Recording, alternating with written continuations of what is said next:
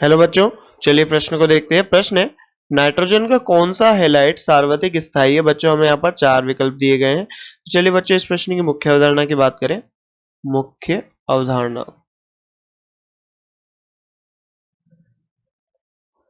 तो बच्चों यहाँ पर किसी भी हम यहाँ पर नाइट्रोजन के हैलाइड की बात करें तो इसका स्थायित्व बच्चों किसके समानुपाती होता है। स्थायित्व, इसका स्थायित्व समानुपाती होगा बच्चों अतिव्यापन की मात्रा के।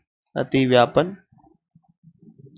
की मात्रा, तो बच्चों अतिव्यापन की मात्रा जितनी ज्यादा अधिक होगी, जैसे कि मान लीजिए बच्चों ये ऑर्बिटल है, कक्षक है। अब इनकी अतिव्यापन की मात्रा जितनी ज्यादा होगी, बंध उतना ही ज्यादा क्या बनेगा, प्रबल बनेगा। ये अतिव्यापन की मात्रा ज्यादा होगी तो यहाँ पर बंध क्या बनेगा, प्रबल। तो बच्चों बात करें अतिव्यापन की मात्रा किन किन पर निर्भर करती है, तो बच्चों अतिव्यापन की मात्रा, अतिव्यापन की मात्रा व्युत्क्रमानुपाती होती है बच्चों आकार के।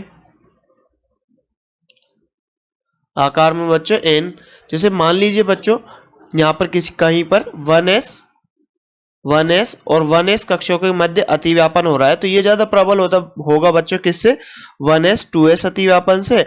और इससे भी ज्यादा ये इससे प्रबल होगा, और ये बच्चों ये किससे प्रबल होगा, 2s अतिव्यापन से। तो बच्चों हम यहाँ पर कह सकते हैं कि जो जितना ज्यादा इसमें आकार में कमी होगी उतना ज्यादा यहाँ पर अतिव्यापन अच्छे से होगा, क्योंकि ये पास पास होंगे और पास पास होके इलेक्ट्रॉन का आदान प्रदान अच्छे से होगा और अतिव्यापन प्रबल होगा।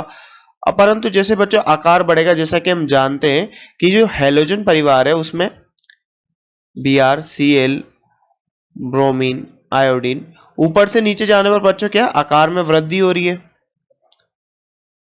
और बच्चों नाइट्रोजन जो है ये तो द्वितीय आवर्त का है, द्वितीय आवर्त। अब बच्चों ये द्वितीय आवर्त का, ये तृतीय आवर्त का, ये चौथे आवर्त का, ये पांचवें आवर्त का, तो ये लगातार आकार में वृद्धि हो रही है।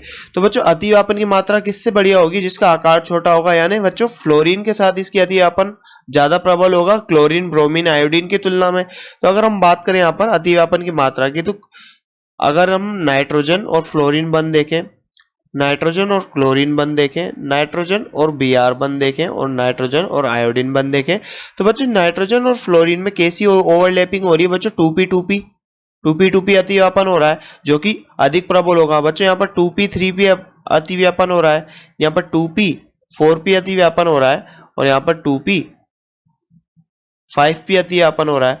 तो बच्चों लगातार यहाँ पर हेलोजन का आकार बढ़ रहा है, तो अतिव्यापन की मात्रा क्या होगी, कम होगी, क्योंकि आकार बढ़ा तो अतिव्यापन की मात्रा कम होगी। क्योंकि प्रबल अतिव्यापक कौन सा होगा, 2p जैसा कि हम यहाँ पर देख सकते हैं। तो 2p अच्छा अतिव्यापन दर्शाएगा 2p 3p की तुलना में, और 2p 3p अच्छा अतिव्यापन दर्शाएगा 2p 4p की तुलना में, और बच्चों 2p 4p अच्छा अतिव्यापन दर्शाएगा 2p 5p की तुलना में। तो अतिव्यापन की मात्रा लगातार क्या हो रही है बच्चों, यहाँ पर घट रही है।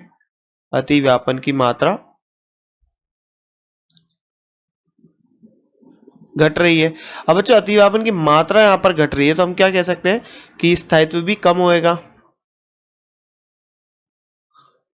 तो बच्चों सबसे प्रबल स्थायी बंध किस में होगा, NF में। तो ये बच्चों क्या बोलते हैं, नाइट्रोजन का प्रबलतम NF3।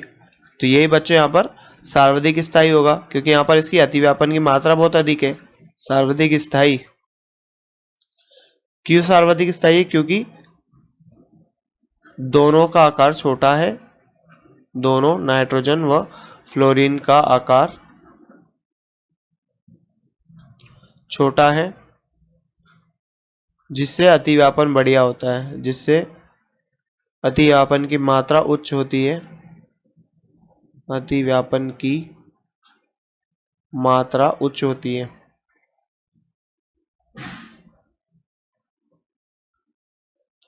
तो बच्चों अगर हमसे प्रश्न में पूछा गया था नाइट्रोजन का कौन सा हैलाइड सर्वाधिक स्थायी है, तो बच्चों हमने यहाँ पर मुख्य उदाहरण में देखा कि स्थायित्व अतिव्यापन की मात्रा के समानुपाती होती है, और अतिव्यापन की मात्रा व्युत्क्रमानुपाती होती है बच्चों किसके, आकार के।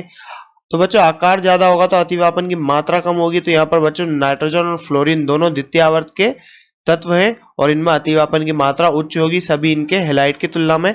तो बच्चों इस प्रश्न का सही उत्तर क्या होगा, हमारा विकल्प नंबर डी। इस प्रश्न का सही उत्तर होगा NF3। 3। तो बच्चों आशा करते हैं आपको प्रश्न समझ में आया होगा। धन्यवाद।